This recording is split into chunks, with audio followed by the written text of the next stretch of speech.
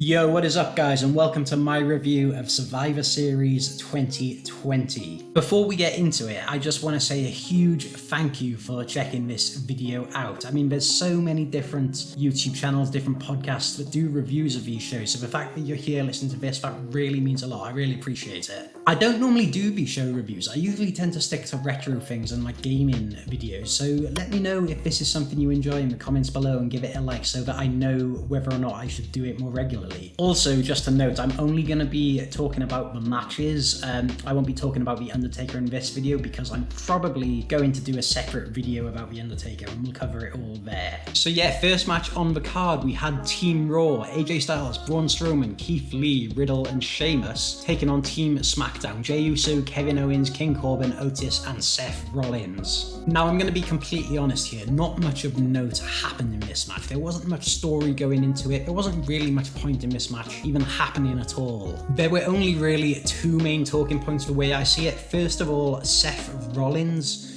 decided to sacrifice himself. He got himself eliminated by just letting Sheamus like punt him in the head. Yeah, I'm not really sure what that was all about. Whether or not this plays into some kind of story down the line, we'll see. And the other talking point we have in this match then was Jey Uso. Now, going into the match, I predicted that Jey Uso would play a big part in it because he's the only one that really had any kind of involvement in any storyline going on at the moment. Like, he's involved in the Roman Reigns story, so I kind of, figured that it would weave its way into this match somehow, and that's exactly what happened. We get down to Team Raw 5-on-1. Raw eliminated 4 members from SmackDown, and we're left with just Jey Uso. And at this point, I thought, well, maybe Jey's going to eliminate all of Team Raw to impress Roman. But no, it wasn't to be, as Raw win with the clean sweep, 5-0. The next match, thankfully, was much better as we get the New Day taking on the Street Profits. Now, interestingly, the New Day entered with Big E, but he quickly disappeared during the match. I don't know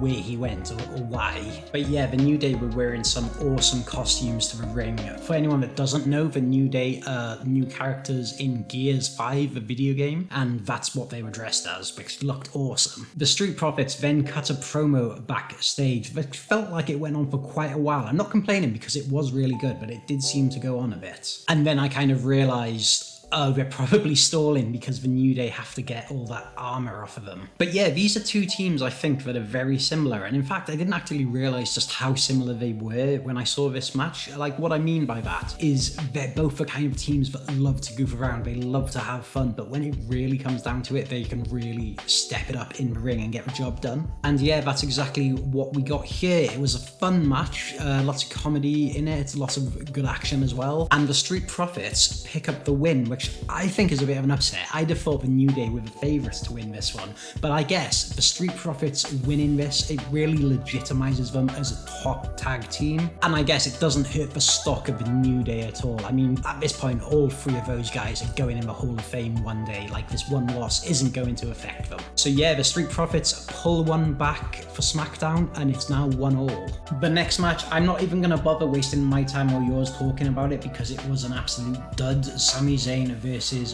Bobby Lashley. It's a bit of a shame really because these two are both incredibly talented guys. Just the way it was booked just didn't work at all. It wasn't great to watch. These two have actually feuded in the past and the same thing happened there. I don't know if you remember the infamous Lashley Sisters segment, but yeah, let's not talk about that now. Because I've been a wrestling fan for about 20 years and that was probably one of the worst segments I've ever seen. So we go backstage and it's Roman and the Usos. Roman gives his cousin some tough love. I wonder how this is going to impact the story later on. This next match was probably my match of the night, Sasha Banks against Asuka. As good as this match was, I felt like there was just a little something missing. Like, these two could probably have a 5-star match together, and this just wasn't quite it. It was probably the best match of the night. But yeah, I just think there was that final gear that they could have shifted to, but they just didn't. But it was a good match, like I said. So Sasha wins the match, and to be fair, this was expected. I mean, She's just been in The Mandalorian, so there's a lot of buzz about her. Also, I guess like for the casual fans, The Undertaker and Snoop Dogg have just released that new line of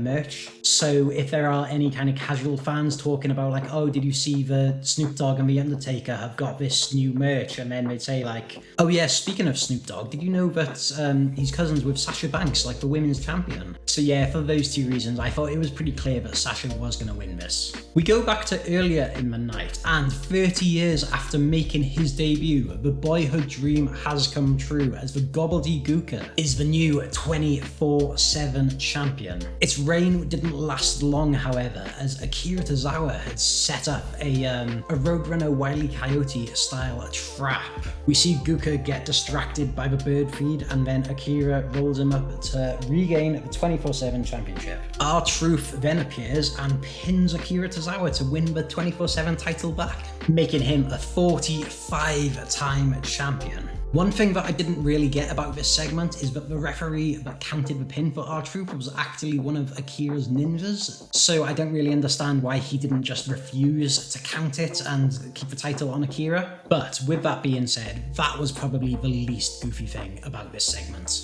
Much like with the men's Survivor Series match, the women's Survivor Series match, it just didn't really feel like there was any point in the match. It didn't feel like there was anything on the line for the winners. Like there wasn't much of a story or anything interesting going into the match. I suppose the one big talking point was the whole Lana thing. Of course, that clip coming out earlier the weekend of the difficulties that Lana's faced. And then in recent weeks on Raw, we've seen Lana go through the announce table thanks to Nia Jax. I think it's like 9 weeks in a row now. So towards the start of the match, Nia Jax tells Lana to stand outside of the ring and she's not allowed to compete in the match. Of course, as the match goes on, everybody gets eliminated and we're down to the final two, Bianca Belair and Nia Jax, and they both get counted out. But of course, Lana is still technically in the match, so she wins it for Team Raw, the sole survivor. Yeah, I'm not really sure what to make of this. I mean, I kind of see what they were going for in the whole kind of bullies never win kind of thing, but then Nia Jax was the one bullying Lana and her team did win. Yeah, it's like a really head-scratching one. I'm not exactly sure what they were going for here, and I don't really know if they succeeded with it. The main event saw Drew McIntyre take on Roman Reigns. Now this is a WrestleMania main event caliber match. On paper, anyway. I mean, the match, I felt like at the start of this match, it was going really slow and it took a while to get into it. But once it did get going, oh my word, it was a really great match. But again, the same issue I had with the Sasha and Asuka match, it felt like there was an extra gear that these two could have kicked it up to, and they just didn't. Leading up to the match as well, it seemed people weren't really sure why they were doing this match, considering this could main event WrestleMania, and they were kind of almost wasting it on Survivor Series. But the finish to this match wasn't exactly clean. I mean, we had an Uso run in, big ref bump, and yeah, I think the story is still open if they ever want to go back and revisit this. Maybe at this year's WrestleMania, maybe even next year's WrestleMania, but I could definitely see this match happening again. So yeah, Roman Reigns picks up the win, and that ties it then, Raw 3, SmackDown 3, or Raw 4, SmackDown 3, depending on whether or not the Miz's pre-show Battle Royal win counts. I'm not too sure about that. So this portion of the show ends, I think it's probably about like 2.5 hours in, so it was nice and manageable. Overall, I'd say like it wasn't a great card, like it was okay, and there were some good matches, like in particular the New Day Street Profits, Sasha Asuka, and the Drew and Roman matches, they were all okay. None of them though I'd put in the match of the year category. Overall, I'd say the show was nowhere near as good as last year's Survivor Series card. I think last year's was exceptionally good. I think probably not having NXT be involved this year took away from it, but also as well as that, the whole SmackDown versus Raw thing, I mean, it's when it works, and when it doesn't work, it just kind of falls flat, and I think that's what happened this year. There wasn't really any rivalry between the two brands. There's just been a draft as well, so it's really hard to imagine that like any of the superstars would be particularly loyal to their brand, considering a lot of them have probably just been drafted to that team. And also, like, over the past year, the brand split has just not been enforced at all. People have just been showing up on whatever show they feel like. So what really makes Survivor Series special, it just didn't have that. So yeah, overall, I'm gonna give this show a rating of a D. I feel like in 20 years time, I'm probably gonna be going back and retro reviewing this show and just probably laughing at like how silly it was. But yeah, for a pay-per-view that's supposed to be